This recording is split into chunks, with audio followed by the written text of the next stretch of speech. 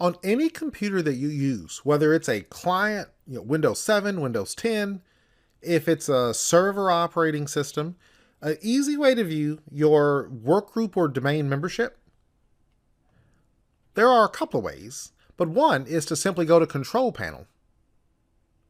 In Control Panel, if you navigate to System, I can see right now under Computer Name, Domain, and Workgroup Settings, my computer's named RTS-DC1. We know that because that's what we named it. And I can see my computer is in a workgroup named Workgroup right now. If I wanted to change that to join a domain, I could go to Change Settings. To rename this computer or change its domain or workgroup membership, click Change. Well, if we click Change, I could simply select Domain, specify the name of the domain that you want to join.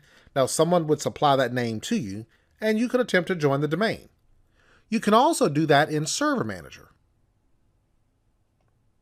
I already have Server Manager open, where if I click Local Server, and I'm going to scroll up in the window to the top here,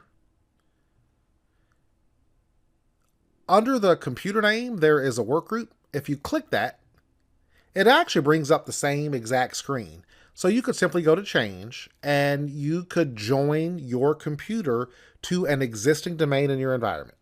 Now, if you're on a Windows 10 machine, you don't have Server Manager on a client OS, you would simply do that through Control Panel. Or if you just want to verify if you're in a workgroup or if your computer is in a domain, that's an easy way to do it.